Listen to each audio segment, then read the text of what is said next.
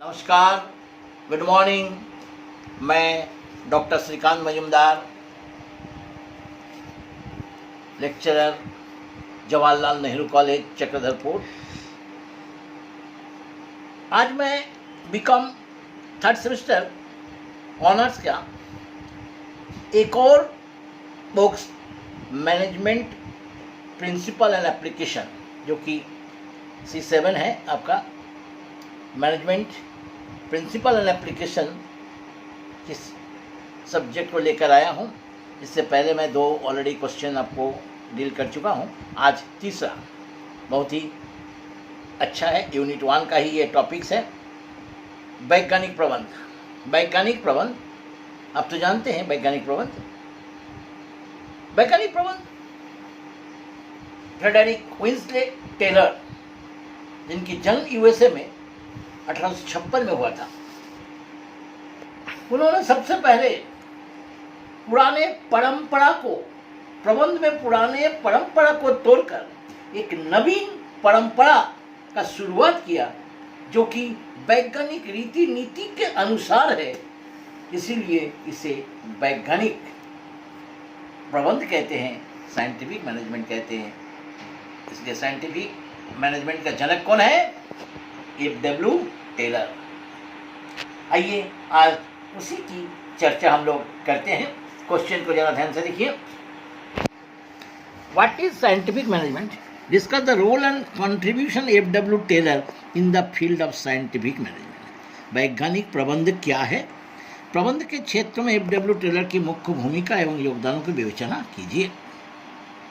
याद रखिएगा, मैंने आपको कहा कि प्रबंध में चिर प्रतिष्ठित विचारधारा, न्यू क्लासिकल विचारधारा के योगदान में FW टेलर के योगदानों को प्रबंध के विचारधारा में एक अविस्मरणीय योगदान माना जाता है। अविस्मरणीय योगदान माना जाता है। उन्होंने वैज्ञानिक प्रबंध की नींव रखे थे। उन्होंने वैज्ञानिक प्रबंध के नींव रखे थे, इसीलिए उसे वैज्ञानिक प्रबंध के जनक भी कहा जाता है। तो पहले जानेंगे वैज्ञानिक प्रबंध का अर्थ एवं अवधारणा, meaning and concept of scientific management. वैज्ञानिक प्लस प्रबंध इक्वल टू वैज्ञानिक प्रबंध। वैज्ञानिक शब्द विज्ञान से बना है, जिसका शाब्दिक अर्थ है विशिष्ट ज्ञान है। प्रबंध शब्द का अर्थ निर्धारित लक्ष्यों की प्राप्ति हेतु विभिन्न मानवीय प्रयासों से संबंध रखने की कला एवं विज्ञान। देखिए, दोनों का अर्थ हमने आपको अलग अलग कर दिया। FW टेलर ऐसे प्रथम व्यक्ति थे जिन्होंने प्रबंध के विधिवत अध्ययन एवं प्रयोग की बात को प्रमाण किया, इसलिए उन्हें प्रबंध का जन्मदाता, फादर ऑफ साइंटिफिक मैनेजमेंट कहा जाता है। उन्होंने वैज्ञानिक तकनीकों और दृष्टिकोण, सब कुछ उनका वैज्ञानिक था, साइंटिफिक था, दृष्टिकोणों को विकसित किए थे। टेलर की भी चिंताधारा बहुत स्पष्ट था। प्रबंध की रूढ़िवादी विचारधाराओं को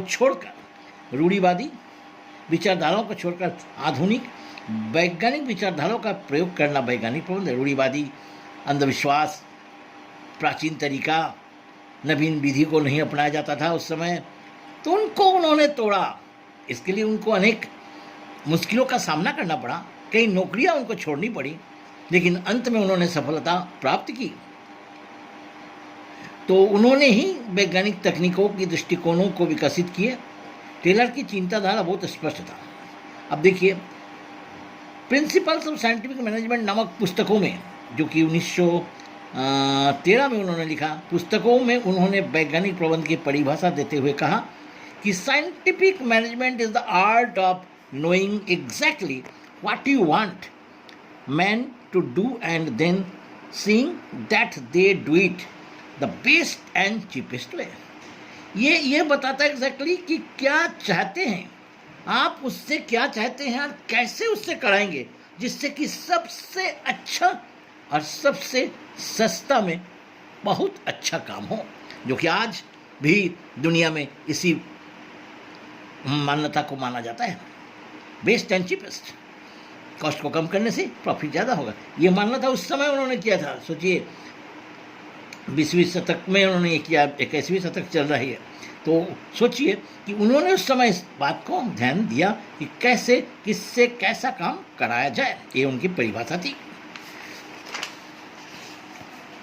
PF ड्रोकाजोनी के समय कक्ष थे, के शब्दों में scientific management is the art of organised study of work, the analysis of work into the simplest element. यानी कार्य को विश्लेषण करना है, कार्य को व्याख्या करना है, संगठन करना है, वैज्ञानिक ढंग से करना ही हम लोग साइंटिफिक मैनेजमेंट कहते हैं। इस प्रकार हम कह सकते हैं कि वैज्ञानिक प्रबंध यथार्थ में वो जानने की कला है कि क्या करना उचित होगा और उसे करने की सर्वोत्तम विधि क्या है। आज भी हम लोग सर्वोत्तम विधि, यहाँ तक कि हर चीज में, पढ़ाई में, खेलकूद में, उद्योग में, हर प्रकार के कार्य में, चाहे वो राजनीति हो, सामाजिक कार्य हो, खेलकूद हो, चिकित्सा विज्ञान हो, हम लोग यही कोशिश करते हैं कि उसे सर्वोत्तम तरीके से कैसे किया जाए, और यही सर्वोत्तम तरीका ही साइंटिफिक मैनेजमेंट है, जो कि किसका देन है? Professor F.W. टेलर। अब आइए वैज्ञानिक प्रबंध की विशेषताएं, कैरेक्टरिस्टिक। एक निश्चित योजना के अंतर्गत कार्य करना, कार्यों को वैज्ञानिक विश्लेषण करना, नियमों को समूहों बनाना, मानसिक क्रांति लाना, समय का अध्ययन करना, कार्य क्षमता में वृद्धि करना, कार्य क्या है इसे मालूम करना एवं सर्वोत्तम वैज्ञानिक विधि मालूम करना। ये बहुत ही इंपॉर्टेंट है। कार्य क्या है उसको पता लगाना है और उसे सर्वोत्तम वैज्ञानिक विधि से करना है। ये तो विशेषताएं हैं। लेकिन वैज्ञानिक प्रबंध के सिद्धांत अक्सर स्टूडेंट को प्रिंसिपल और टेक्निक में गड़बड़ करते हैं। टेक्निक लिख देता है, अगर पूछता है सिद्धांत, वो टेक्निक को लिखते हैं, टेक्निक अलग, जबकि क्वेश्चन में सिद्धांत बताया गया। सिद्धांत को ज़्यादा ध्यान से देखिएगा। वैज्ञानिक प्रबंध के मूल सिद्धांत निम्नलिखित हैं। विज्ञान न कि अंगूठा नियम, science not rule of thumb.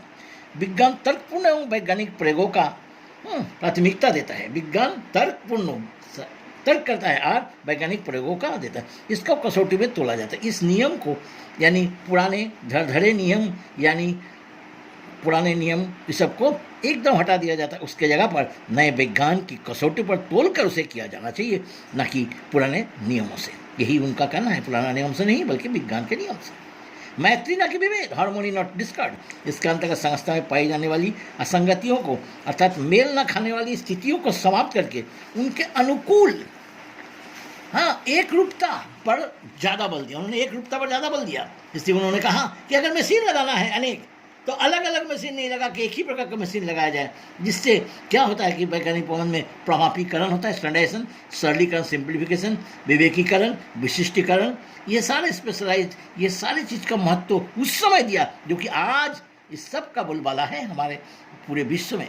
सोचिए, सहयोग न कि व्यक्तिवाद, कोऑपरेशन नॉट द इंडिविजुअल। वो सिद्धांत इस बात को बताता है कि व्यक्तिवाद के स्तर पर सबका सहयोग, किसी एक व्यक्ति के नहीं, सबके सहयोग से। इसलिए उनके इस भावना को हम लोग देखे हैं डिवीजन ऑफ लेबर। सबको छोटे छोटे काम देता है। ये नहीं कि एक चीज़ एक जन बनाया उस पर महत्व है, सब कोई मिलकर बनाया, सबका महत्वपूर्ण हो। इससे क्या होता है, कर्मचारी तथा मालिकों में सद्भावना को बल दिया। मालिक अपना शोषपूर्ण, पक्षपातपूर्ण, अमानवीय व्यवहार करता था, उन सबको, शोषण को रोका गया। श्रमिक कारखाने में अपना समझ सके, इसके लिए कार्य करने की उत्साह उत्पन्न हो। टेलर के अनुसार श्रम पूंजी, अच्छा संबंध, उत्तम परिवेश का। इसलिए मालिक और श्रमिक में अगर संबंध अच्छा हो, ये उस समय उन्होंने कहा था, आज भी इस पर ध्यान दिया जाता है।